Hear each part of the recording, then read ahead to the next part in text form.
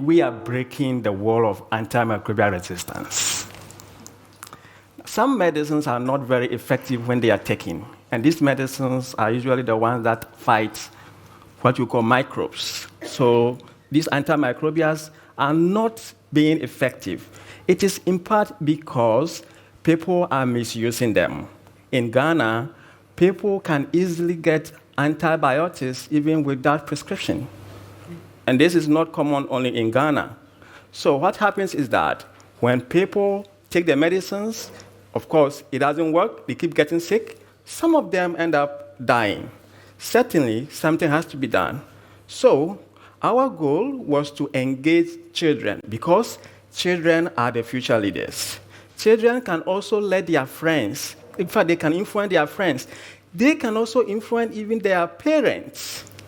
And Ghana also has a nice policy that indicates that children in schools should be taught how to take medicines. That is not being done. So we wanted to find the evidence so that it could be used to hopefully implement that policy. We did that by engaging children, and then, of course, we also did that by using picture drawing and storytelling.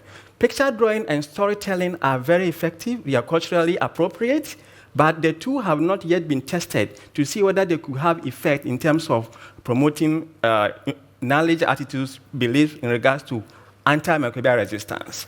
So we first did that by having two schools. The two schools are usually for people who are in low-income families, and for one school that had 200 children, we decided to implement the storytelling in that school. Another school had only 175 children. We did that one for picture drawing. So what happened was that we engaged the teachers from both schools, we planned the lessons with them, and then gave them a 2-month lesson on how best they can use stories and pictures to describe antimicrobial resistance. Some of the lessons actually included what we call a book I have written on how to use medicines, and it has information about people, antibiotic speaking. Hello, my name is antibiotic. If you take me and you don't finish me, this is what is going to happen. So we use that aspect to help them become more knowledgeable. And then also, what we did was that we had a cartoonist also engage these children that is also a storyteller. And then we had a competition in each school where we selected top 5 stories and top 5 pictures. So what they did was that we used ideas from those top 5 pictures and stories to create an animation. Here's an excerpt.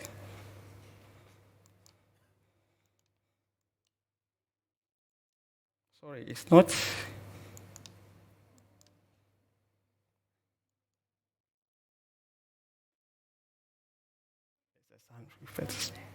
Okay, so sorry you couldn't hear the animation, but the animation talks about how it can, how antimicrobial resistance causes some problems. Now, we had improved effect in terms of outcomes for children and also for parents. For the children, the picture drawing was quite effective, more than the storytelling.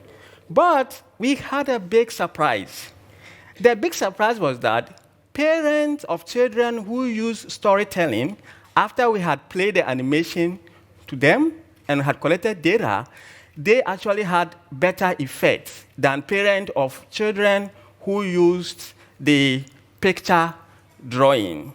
And in fact, it was because for picture drawing, of course, when children are drawing pictures, they also draw it, and then they have to describe it. So it was very much engaging. Whereas for storytelling, they just write the story, and then they stand in front of their peers and then say it, okay? Now, when we asked the parents we wanted to know whether their children had spoken to them about antimicrobial resistance. We were surprised that about 90% of the parents who were in the storytelling group said yes. But for the picture drawing, only about 60%. So it means that this is something that can be very useful. Both the picture drawing and the storytelling could have effect on children and parent. And it is very innovative, and for WHO even read the report, and they were very much impressed with it. Thank you so much.